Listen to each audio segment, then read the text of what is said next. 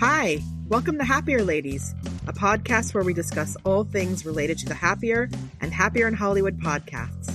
We're sisters And super fans who can't get enough happier. So we created our own podcast to keep the conversation going. I'm Malika Amandi, a SoCal native living in Western Massachusetts, a new mom, and an entrepreneur. I'm here with my sister, Azizi Williams. That's me. I live and work in the LA area. I'm a not-so-new mom, and I'm an education professional in the independent school world. In this episode, we answer a Who Am I question about play and share an update on our Happiness Project Revisited. Malika, I wanted to tell you about an experience I had this week. Ooh, tell me more. I had to go to a meeting, not new or interesting that I had to go to a meeting. I'm always going to meetings. But this one was on the other side of town, like the west side.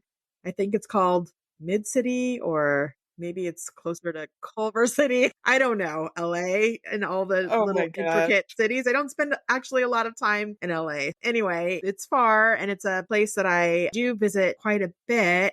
However, I don't usually go at this time of day. So this meeting was at 9 a.m.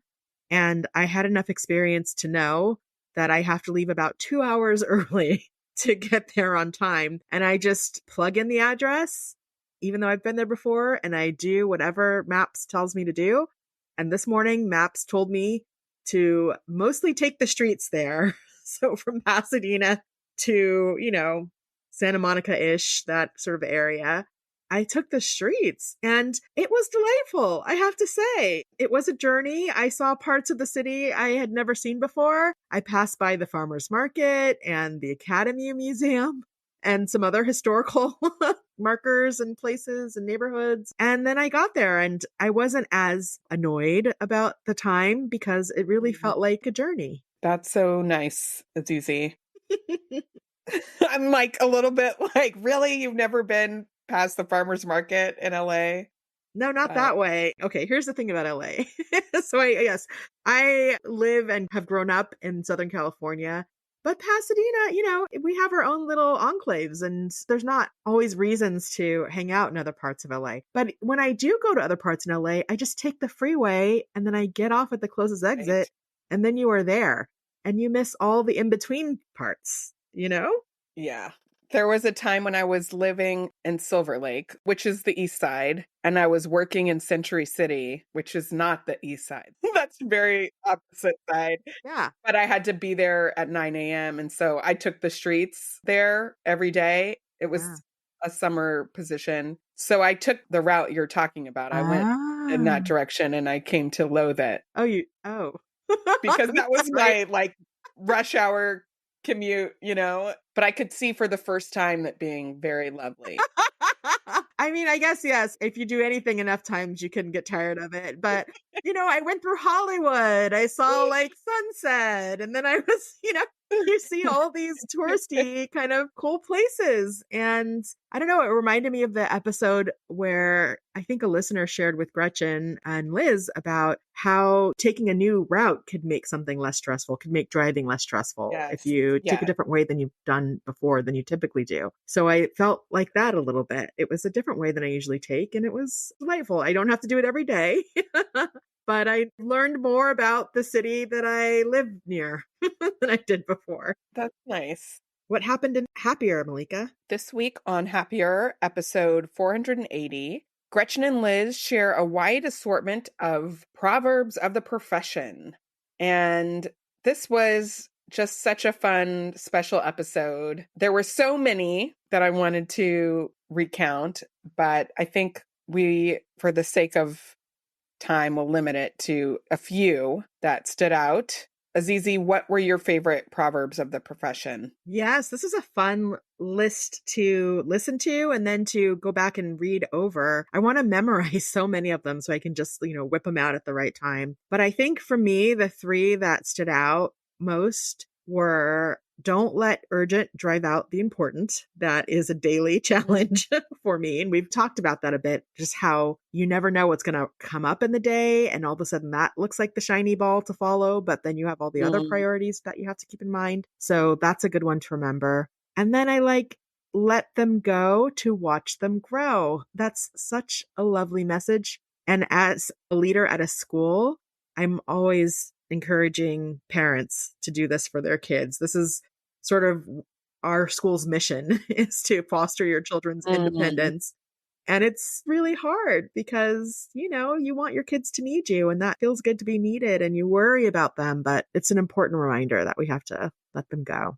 And I think the third one was no one ever promised you warm and dry. And I just mm. laughed when they said this. I think this is for hikers or skiers. I can't remember which. Yeah. I remember it was like either personal trainers or something to do with athletics and Yeah.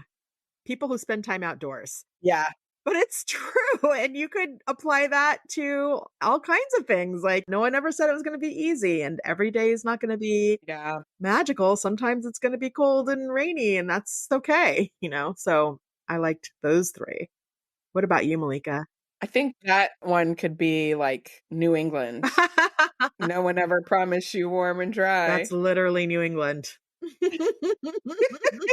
Actually, they're promising you the opposite most of the time.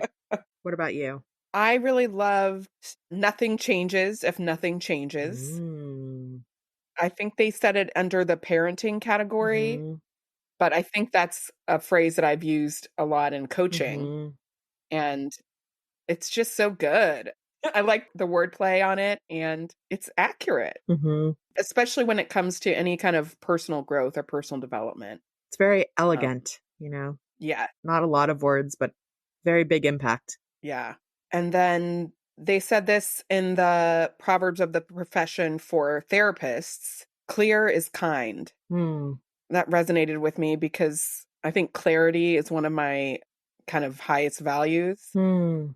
And I think that, especially when it comes to boundaries or feelings or important information, it's really kind to be clear with other people. Mhm. And sometimes that takes more work on our part to understand what we want or what we think. But even if something is negative, if it's clearer, it's actually a kinder message. Yeah, and that one is so hard. It's hard to do that well. Yeah. And so many things get in the way. But I have to say, the therapist section, every single one of them Ooh, was gold. Every it single one had. of those proverbs were Yes. gold. And I didn't end up choosing any of them because I couldn't. They were all so good. So, yes, that one too. They were good. Yeah. And then the last one that I want to highlight was from, I think, personal trainers. Mm. If you want to do it later, you'd better be doing it now, Mm. which Mhm. this is like a whole part of my yogi year in a way. The reasons that I'm interested in yoga, a lot of it has to do with my highest dreams for longevity and mobility. Mhm. And so being able to picture myself when I'm 85 doing warrior pose or Mm. something more challenging maybe, or standing on my head or whatever. It's like these are Mhm. great visions, Malika.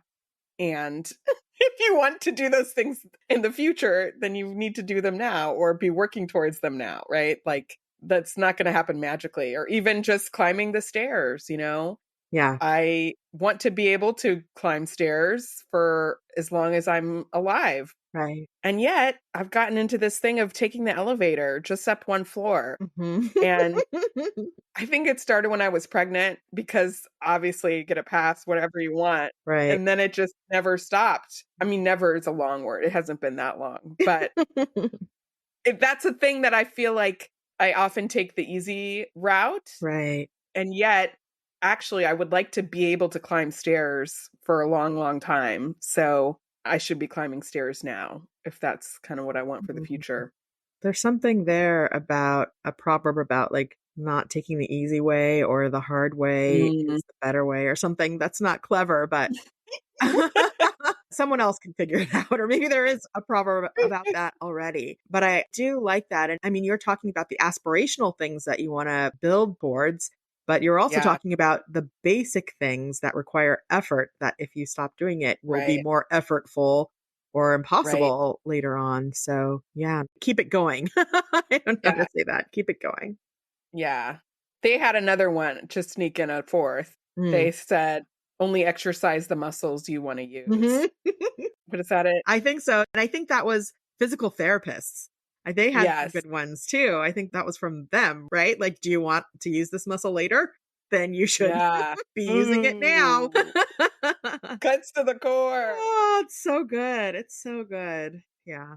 So I came up with my own. I didn't come up with my own, but I was thinking about Ooh. what are ones that I tell myself. So here are a few proverbs from a leader. One is it's easier to wear slippers than to carpet the earth, right? Like you can't change everybody else or expect everyone else to change always. It's better to think about yourself and what you can change and what strategies that you can make for yourself than to expect everything to be to your liking. You can't win today's wars with yesterday's weapons. There was another leader who shared that with me, which I just love it. It's so true. It's like today is not yesterday. And so you need to develop new tools and strategies. And Mhm. you may not be able to just rely on the way things used to work. That one I thought about a lot, particularly when I was first starting the job that I have. And then this third one is one that I just threw on there. Like, there's always time to go to the bathroom because That is so true. when you are very busy and you have this meeting and then that meeting and that meeting, sometimes I can feel like, oh, I don't have time to go to the bathroom. I need to just jump into the next thing. But there's time. Like, take the time, take care of yourself. That's important, actually. I agree with that one too. I feel like we talked about it on the podcast at some point, but that is also a personal value of mine. Go to the bathroom if you have to go. If you're an adult, don't ask. Like Yeah. take care of yourself. Obviously, I could see some situation where you would need to hold it, but most of the time you can go. Especially if it's a situation where you're wondering, do I have enough time? Right? Like if you're saying that to yourself, the answer is yes. Yes, go.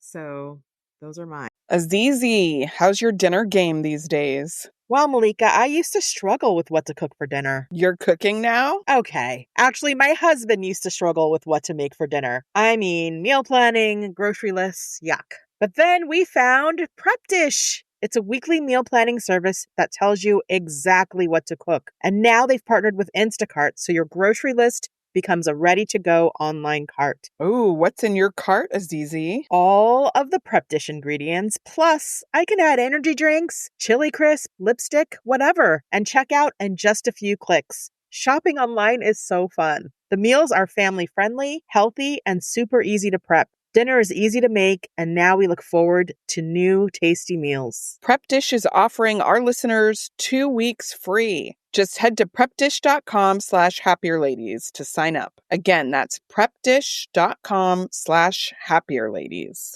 With a major selection of the looks your kiddos love starting at just $4 in the Walmart app, a new school year means a stylish new them. Who knew? Find skater skirts and Crocs that say, I'm casual but cool. Sparkly sneakers that say, it's my classroom, you're just learning in it. And preppy polos that say, I'm the teacher's pet, even if they're mommy's menace at home. Find their favorite styles starting at just $4 in the app. The Walmart you thought you knew is now new.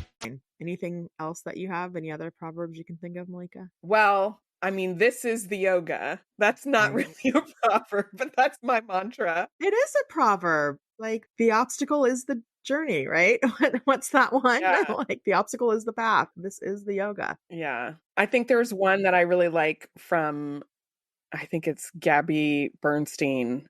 The universe has your back. She has their books, but there's a proverb like kind of in all things in life, love can be your teacher or fear can be your teacher. And like, do you want to be taught by love or by fear?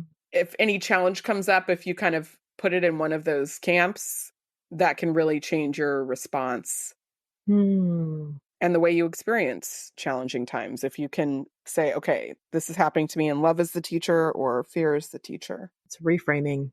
So powerful. Oh, in so few words. I love it.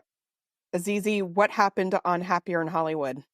On Happier in Hollywood, episode 364, Sarah and Liz discuss the joy of participating in a professional group. They talk about the benefits of a self-care hobby.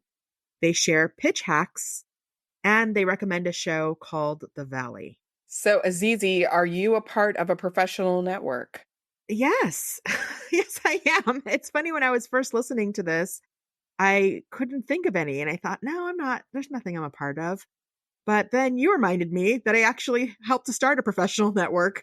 It was called Women in Leadership Circle. And a colleague of mine and I started it for women in independent schools who were either in leadership roles or exploring leadership roles. And we gathered maybe monthly around a certain theme or topic. And it was so lovely. And I'm not leading it anymore, but it's still going on. And it was really lovely. But I guess I didn't think of it as a professional network. I thought of it more as an affinity group, which I think they are very similar. Affinity group is when you share an identity, you come together with other people who share that identity. And that identity can be, an identity of yours that you can't change, like your race or gender or sexuality or something like that. But it can also be a part of your work or things that you've chosen, things that you like to do. I think the Venn diagram of professional networks and affinity groups has a lot of overlap. Right? If not the same thing. So, if not the same, because Women in Leadership Circle, to me, I was very much like, oh, my sister started a professional network. Of course she would resonate with this episode as I was listening to it. right. And then when I asked you, you were like, no, I'm not in a professional network. I've never been in a professional network. I came to speak to your professional network. That's right. You did. Yeah. That was fantastic. That was a good night. You talked about power pose. So, of course, there's value in this, and I value them immensely. And I guess I just didn't think of it from the networking aspect of it. I was just like, oh, people showed up and, and we get to know each other. But it was hugely helpful. And now another space is professional development, attracts people who share a particular role or identity and gives them an opportunity to get to know each other and to learn tools and strategies to do their work. So that's another name for a professional network. It might be a professional development. Mm-hmm. Yeah. What about you, Malika? Well, I have been a part of a professional network before. I think with actor life, being in the union, there were a lot of opportunities, and the Entertainment Community Fund offered, I guess they would call them professional development courses for people in the industry around managing your finances or starting a business. They were educational opportunities, but because of who they were offered for, it was automatically a kind of a support group and a network. Right. I think in my newest career journey, I don't have a professional network yet, but I am going to a conference soon. Yay. So there is kind of a formal organization that exists for career advisors in higher education that is a regional organization. And so I'm excited to go to a conference to kind of meet other people outside of my direct colleagues that are doing similar things, and just to kind of get into, what is the vibe of this profession? Yeah. And to meet people. So I'm looking forward to that. There have been opportunities that I've seen online, even within that community, like for affinity groups, they have a parents group. And I've seen that the posts online, but I just have not had the bandwidth to really engage yet. Yeah. So this will be a good first step for me. That's exciting. Can't wait to hear about it. So do you have a self-care hobby? Well, I think my nails have become a hobby. Your nails are fantastic. Oh, thank you. You're welcome. I used to get really elaborate designs, and like I would have a Pinterest board, and I enjoyed having this collaboration with the same nail technician. I'd give her like, here's my inspiration. And then she would riff on it and take a picture, and I had an album on my gosh. on my phone. That's a lot. That's definitely a hobby. If you're doing research and you're discussing it with others, that's a hobby. Yes. It's kind of toned down, again, bandwidth. Right. So now I just have one color. Oh, how boring. Currently, I have one color on one hand and a different color on the other hand. So I think it's still a bit of a statement. That was a choice? Yes. I chose two colors. On two different hands. Yes.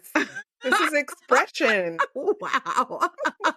I could not. I told you every time I would get my nails done, it would be pink, it would be sparkly. And that was it. That's kind of all I did for years. Some kind of pink, some kind of sparkle. No, there's like 10 little canvases. I feel like maybe there's a cue here for your fashion sense and your sense of style. Maybe you should follow your nails. Maybe you're like driving with your nails first and then let the fashion follow. Interesting. I never thought of that. Hmm. I'm gonna be working on that. It's data. I don't know. Just think of it as data. Okay. Who was it? Punky Brewster, who used to have like different colored socks? Yes, that was the 80s. I don't know if I can take it that far, but I'm intrigued. Okay. Other self-care hobbies? I would put yoga in that category Hmm. because it's something that I enjoy doing outside of, I don't know what you would say. It's not outside of work, but when given the time to do Hmm. it, Hmm. I like taking classes and learning about things. Hmm.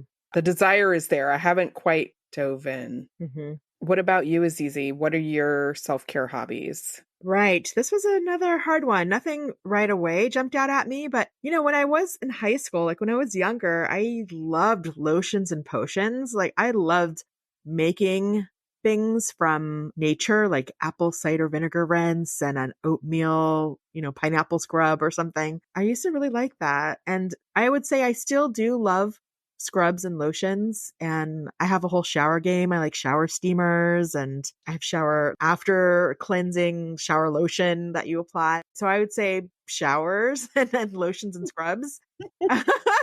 Maybe that's my self-care hobby, and I could go a little deeper into that. And skincare in general, I do like, and I have dabbled in serums and masks and things like that, but it tends to be expensive and it's a little confusing, quite frankly, what Mhm. to apply when or where for what. But I'm keeping my eye out and I have a few things. But actually, when I thought more about it, I've really gotten into making mocktails at dinner. And I went out to a restaurant. I wanted ginger ale. This is a funny story. The waitress said to me, "We don't have ginger ale, but I can make it for you." And then she left. And I was like, Okay. what's going to happen? She's going to make ginger ale. And what she brought back was like some kind of Coke with some maybe Sprite. And I don't know. It was not ginger ale. It did not have any ginger in it. And I was like, I see that you have a Moscow mule on your menu. Could you just give me maybe the Moscow without the mule? And she's like, okay. So she brought back ginger beer, like really strong ginger beer with lime and Mhm. mint and that copper mug that goes with the Moscow Mule. And it was so good. And then I remembered I have these mugs at home because mommy gave them to me for Christmas and I'd never opened them. And so I've started to go down this rabbit hole of making mocktails in this Moscow Mule mug and using herbs from our garden and different syrups and mixes, and it's fun. So there you go. That Nice. is my self-care hobby of the moment. It's a hobby now. And I would also recommend a Moscow Mule mug for anyone who would like a really special cold drink. Nice. And Liz recommended The Valley. And it's a reality show that has characters. She described them as being a little bit older than maybe the typical bachelor or housewife. I don't know. I don't watch Housewives, so I don't really know. But she felt like they were a little bit older in a different stage of life. And I work in the Valley. As I said earlier in my conversation about not knowing parts of LA, the Valley is also a part of LA that I don't know a lot about, even though I've worked here now for 3 years. I want to know more. So I'm intrigued. I think I'm going to watch the show and use it as research so I can get to know the city that I work in even better. That sounds good. I'm hesitant to get into another reality show just because I am so susceptible. I get really drawn in and then I can't stop watching it. It becomes an addiction. Yeah, I have to finish the whole season. I guess if it's not all the way out, Right. I could only watch it so often, but I was so wrapped up in Married at First Sight and Love is Blind. And it's just, I mean, I can't pull away, you know? Who's that really harming, Malika? Is that a bad thing that you can't pull away? It's not a bad thing. It depends on the time, the season. Certainly it has been there for me when I needed it, Right. emotionally. Sometimes how people talk about their phone and scrolling and like Instagram Yes. or something. Like Yes. Instagram, I could take it or leave it. It doesn't have any hold over me. Mm. But for some people, they go on breaks and it's a whole Yeah. thing. That's Oh, how I feel with a particular kind of reality TV. that's interesting. It has a hold on me. And so it's like, oh, do I want to be in the hold? Right. Maybe not now. You have to wait till the time is right. to get into it. It's funny. I don't have that same, it doesn't have a hold on me. I could watch an episode and not watch it again. But Instagram does have a hold on me that I do scroll more than I should. So that's fascinating. It's interesting. Very interesting. Yeah. Well, I read actually that I think this was over the summer, Helen of Pasadena by Leon Dolan, who I Oh, know yeah. Sarah and Liz know and have talked about. And this is a book that came out so long ago, but typical me, I pick it up about 10 years after the trend is over. Or I just watched Sex in the City like 2 years ago. And I was like, this book is amazing. And it was really fun to get to know the city that I live in even better. So there is something about a hyper specific deep dive into a location Yes. that feels good. She wrote a book set in Paris. It's actually partially in Pasadena and then the rest in Paris. That was one of her more recent books. And I had those same feelings of you feel in the know and just like the book was written for you somehow when you Ah, can identify the places where the characters are. That's really I fun. have to put that on my list. You lived in Paris too. Lived is generous, you know. You live there. Studied A abroad. semester abroad counts. I think if it's longer than 2 weeks, you're living there. Okay. You lived in Pasadena and in Paris. So you had some connections Yeah. with all sides of that book. Yes. Well, I loved Emily in Paris. So I think I have to read this book. I think that's. I'm like, let's go to Paris. I forgot we went to Paris together, but we should go back. We did go to Paris. That was a long time ago. I think it's time and Yeah. we can go. I was thinking about this. I bet the summer after the Olympics, there'll be some good deals. Like the following summer. Yeah. When everyone's gone, they'll have all the infrastructure and maybe they'll need to fill more, hotel rooms. So, okay, that's a plan, Malika. We're going to go to Paris. All right. Well, let's take a break. And when we come back, we will discuss a Who Am I question. This episode is brought to you by Nespresso and Samra Origins by the Weekend Coffee Collection. Introducing Samra Origins. My collaboration with Nespresso is a connection to my roots, to my mother, Samra. Coffee that hits the right notes. It transports you. Crafted with unique notes and bold, soaring flavors. Experience a taste that moves you. Nespresso and Samra Origins. Discover more at Nespresso.com.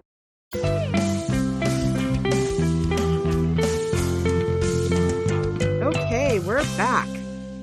This segment is Who Am I?, where we ask a question that will help you understand who you are. And our question is, what kind of player are you? So I heard this question when I was listening to the Happiness Project Revisited monthly conversation between Gretchen and Liz, and they were talking about play, which is coming up in May. And Gretchen shared these frameworks from Stuart Brown, who wrote the book Play. And it's all about what kind of player are you? And so I thought it would be cool to read those types of players and then to think about what kind of player we are. And when you say player, you mean not for a particular game, just in life when you play, what is your persona? Exactly. What type of play might you enjoy based on these categories? Malika, what's the first one? The Joker makes people laugh, plays practical jokes. Number 2 is the kinesthete, loves to move, dance, swim, play sports. The next one is the explorer, goes to new places, meets new people, seeks out new experiences physically or mentally. And then there's the competitor, who loves all forms of competition and has fun keeping score. Number 5 is the director, enjoys planning and executing events and experiences like throwing parties, organizing outings, and leading. There's the collector, loves the thrill of collecting, whether objects or experiences. And then there's the artist/creator who finds joy in making things, fixing things, decorating, and working with their hands. Number 8 is the storyteller, loves to use imagination to create and absorb stories in novels, movies, plays, and performances. And then the final one is to create your own category. For instance, I can imagine a virtual builder who loves to code or the puzzler who loves to solve puzzles. So that was the list that Gretchen offered. Malika, what kind of player are you? So I know that I'm definitely the kinesthete. I really enjoy dancing and movement. I am definitely the explorer because I love to travel and I love kind of new experiences. I think the artist creator taps into my decorating Mm. sense of interior design and making things. And then naturally, the storyteller. I love Mm. consuming stories through media, but I also love telling stories and performing in that way. So half of the categories resonate with me. I'm very playful. Yes, you are. You are very playful. What about you, Azizi? It's funny because I have an image of you with a hula hoop. Oh, like yeah. like really killing it with a hula hoop, and that speaks to your kinesthete, like enjoying movement and dance and that kind of thing. So I definitely believe that. That's funny. I forgot about that. I don't have a hula Yeah. hoop in my life these days. You need a hula hoop, Malika. That's how you can play. You are very good at it. I don't know. It's impressive. My mother-in-law is an excellent hula hooper. Oh, We that's should share. I right. have some video footage of her just going, and she's got a fun physicality with the hula hoop. Very inspirational. We should put that on Instagram. And you're also a juggler. I wouldn't say juggler as an identity. I can juggle. But is it on your resume? Like, It's on my acting resume, yes. okay, then you are a juggler. If you write, you're a writer, right?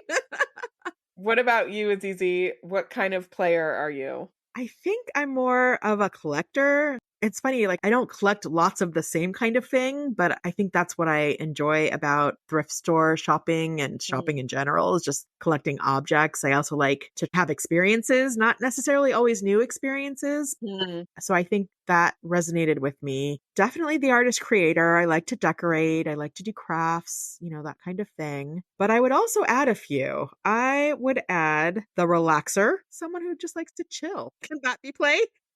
Like when I think about how I would like to play, it would be just writing in my journal and looking at magazines. Does that count? So the relaxer I would add to the list. Also the naturer. Like I like to Sure. be out in nature and think thoughts and chat and stroll, Hmm. like the stroller. I don't know. So I would add the relaxer, the naturer, the stroller. Those are the ways that I like to play. I like the relaxer for sure. I mean, this is kind of mixing frameworks, but I know Gretchen talks about the different types of fun and that there is a type of fun that is kind of easy, like binging your favorite show. Doesn't take a Mhm. lot of effort and it can still be really fun, but we can't just only have that kind of fun. We're happier when we actually do some of the things that take more effort, like going out or meeting new people. Right. And I think relaxer is in that category of like, And the fun, but not the play. yeah, exactly. I don't know. I'm just bringing that up. I mean, you could make it social. I love going to Wee Spa with other people, and that's fun. Right. That's a big relaxing activity. So I guess the question is if it's fun, is it play? I'm sure there's a definition of play that we could run this through that would tell us. My brain is exploding like true fun, Right. play. Also, a treat. Like, is it a treat? Ah. So many frameworks. All right. Let us know what kind of player you are. Which of these types resonates with you? We would love to know how you enjoy your playtime. Send us a note at happierladies@gmail.com, or you can send us a message through Instagram at happierladies.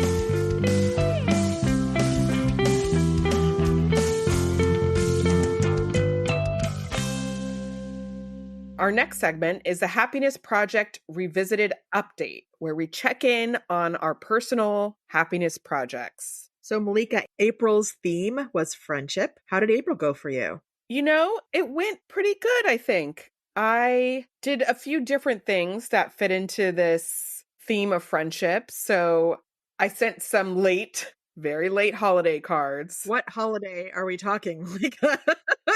These were like Happy New Year cards What?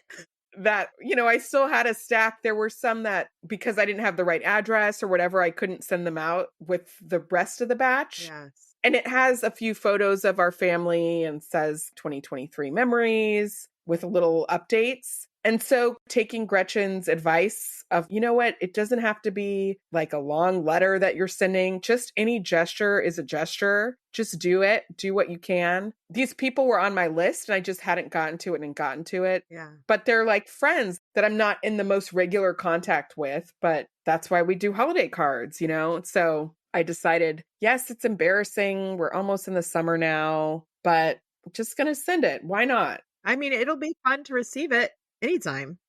So, Right? yeah, I get it. I initiated hangout with two newish friends who are also mothers in the area. So this will actually be this coming weekend to go to like a 2-hour yoga massage class and then to get lunch after. So that was me trying to make bridges with newer people in my life. What is yoga massage? I don't know. I'll let you know You after don't this know. It's yoga massage in one class? It's a restorative yoga class plus massage. I think they're going to teach us how to massage ourselves. Interesting.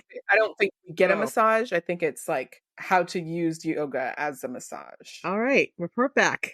I'm intrigued. I'll report back. And then I have a work trip coming up that I'm going to extend a little bit to have my own adventure. And I've extended an offer. I'm calling it a friendezvous to meet up with a friend who lives somewhere else in the country.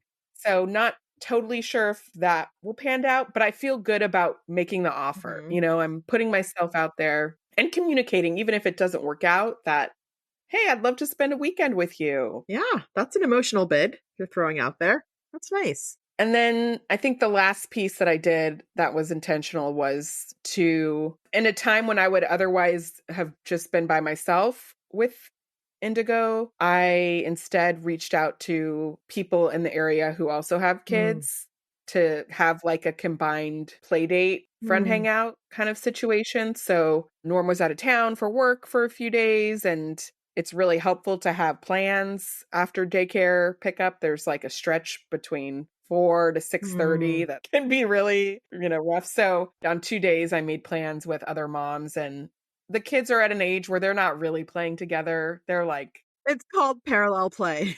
okay, so they're in this parallel Right. play zone. So not really a play date, but it's a chance for me to connect with other parents. And it's not the deepest level of connection, but it is a connection in that context. So I feel good that I did that. It's kind of nice. I sort of miss those times. And I don't know that I fully embraced it when it was happening. But, because your kid is there, you're also having like casual connections with other parents. And, you have your kids there to kind of distract you. Your kid can also be an excuse when you have to go or if you need to get out of it. But that goes away when your kids get older and they don't need you there anymore and you don't have the connection with the parents in the same way. So that's nice. I'm glad you're getting to enjoy that. How about you, Azizi? How did your month go? Well, speaking of late cards, I did get to send out half of the thank you cards for my wedding. That was 2 years ago.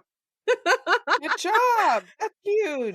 Yay. Gold stars. Thank you. And there's light at the end of the tunnel. I bought stamps. I have addresses now for the others. Addresses is a stumbling block. That's a challenge. But anyway, I've got the addresses, got the stamps. Now I can send the other half and then I can cross this off my list. So I'm happy about that. I had 3 meetups with people who I don't work directly with, but they're sort of in my work world who I wanted to get to know better. And so I had either coffee or lunch with each of them. I initiated it and, we found a time. I suggested a place. And it's kind of nice. I'm coalescing around a few spots so that it makes it easier. It takes the work out of where to meet. And I think that was a Happier in Hollywood or a Happier hack to throw out the place. Oh, yeah. Pick the default. Yeah. So I'm doing that and it's working well. I always give people an opportunity to say if they'd prefer something else, but just takes the labor out and makes it a little bit easier. It was nice. And then I have a few more coming. May is just bananas. In schools, we call it the 100 days of May. Anyway, they'll come later, probably in June. Good job, Azizi. Thank you. It was a good month. I appreciated the push and I appreciated the theme. So I feel good about the progress I made. So what is May about? So May is about focusing on discovering what's fun for you, making more time for play, or on reviving a dormant hobby. So May is about play.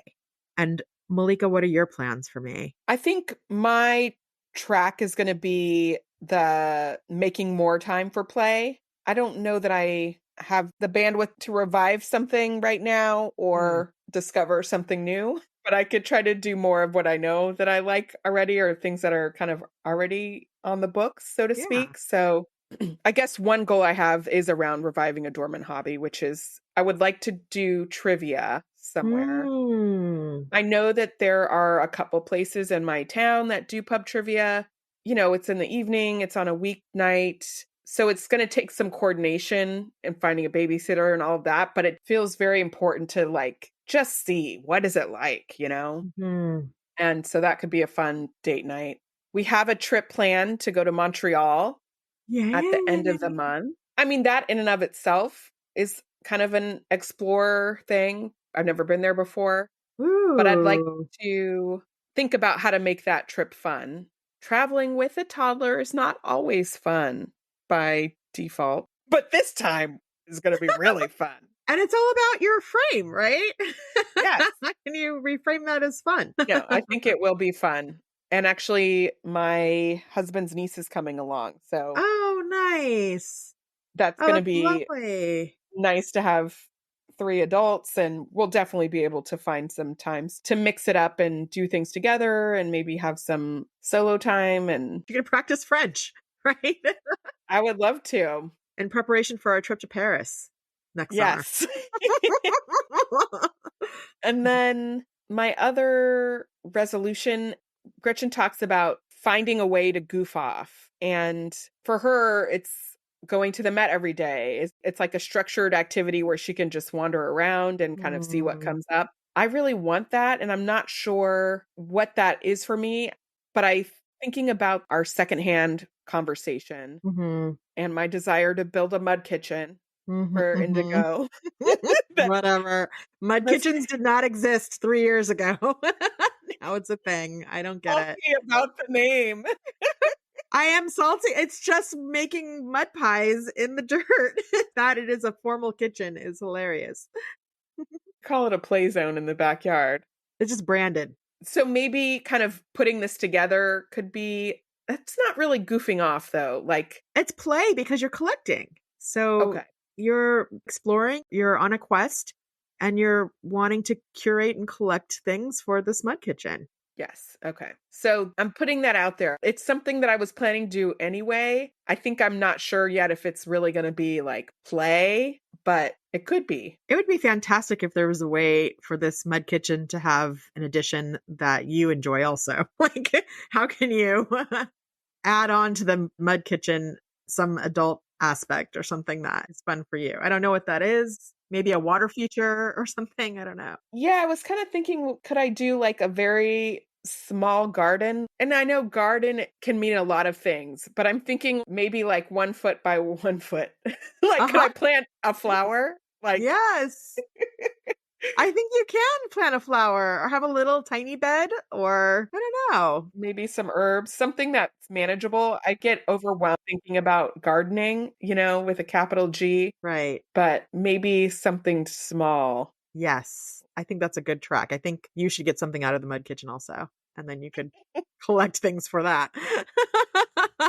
What about you, Azizi? What are you planning for the month? Well, we talked about this last episode, but May is my birthday. So it's my birthday month and I am so excited. We're planning a family trip to Palm Springs. It's actually Indio, but it's very close. And there is a huge man made lake there. And it turns out that a man made lake, it feels just as good as a regular lake. There's still ducks and like the breeze, it's lovely. A crazy thing in the middle of a desert to have this lake there. But anyway, the house is right next to the lake. So there's going to be just relaxing in quote unquote nature and, doing the things that I like to do. We're going to do a little thrift store shopping, soaking in the pool.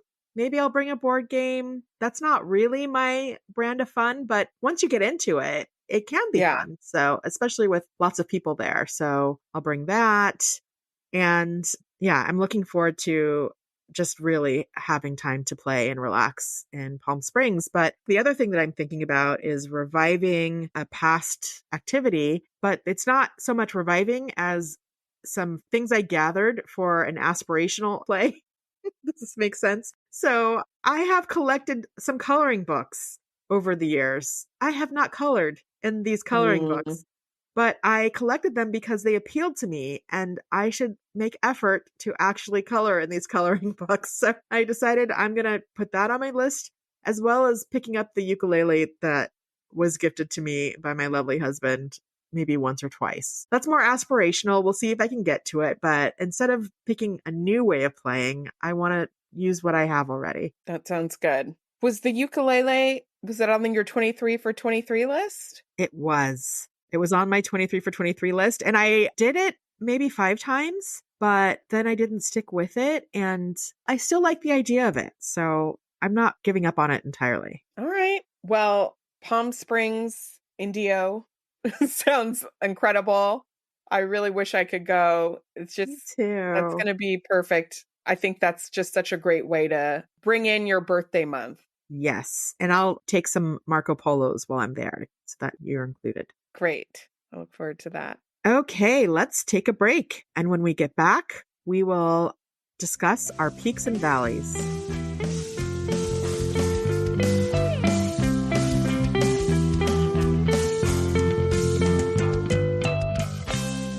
And we are back with peaks and valleys because in life there are always peaks and valleys.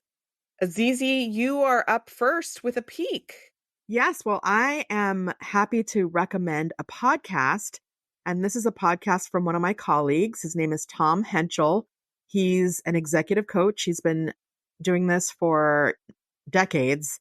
And he shared his podcast with me. It's called The Look and Sound of Leadership.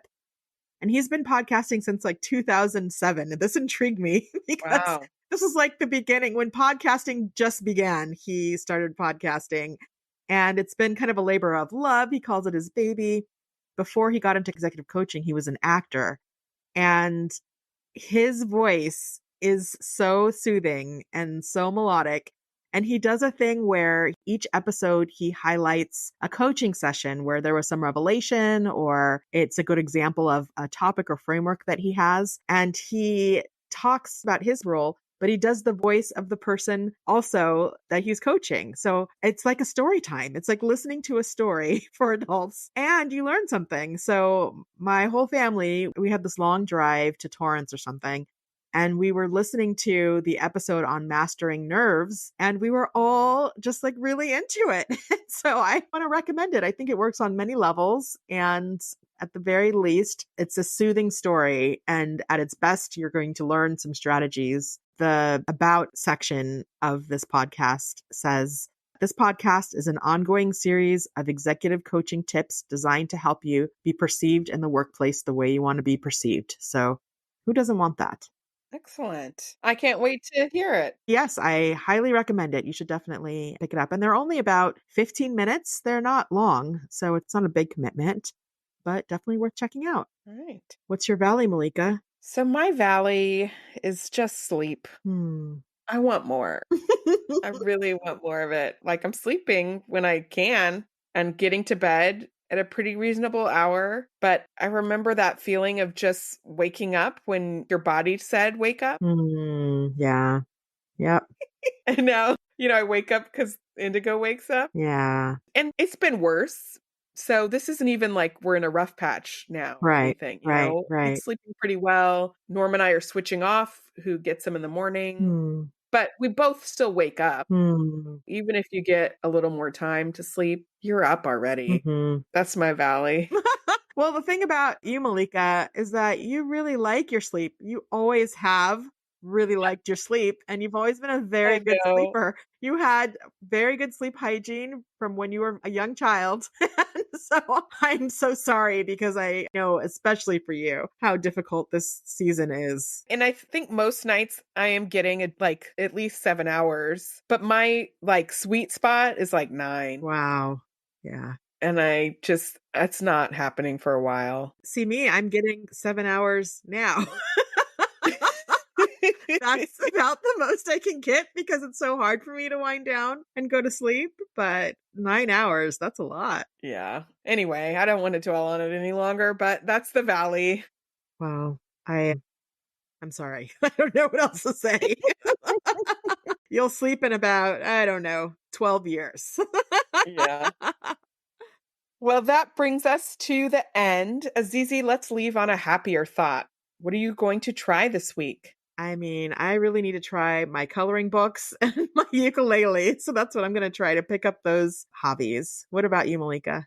I'm going to try to take the stairs a little bit more. Good for you. There's a bathroom on the second floor of my building. So I usually go to the first one, but why not go to the second one and just practice taking the stairs more? Go to the second one. Yeah, I like that for you. Well, thank you so much for listening to this episode. If you like us, rate, review, and tell a friend. And don't forget to follow us. Send us a message at happierladies@gmail.com and tell us something you liked about Happier and Happier in Hollywood this week. Our show was edited by Magnus Bjorgum, and our theme music was created by Wyatt Muncie. And we also want to give a special shout out to Gretchen Rubin, Liz Kraft, and Sarah Faint for inspiring our conversation each week. You can find us on Instagram at happierladies and on the web at happierladies.com, where you can find our show notes. All right, Azizi, have a happier week. Have a happier week, Malika. Bye. Bye.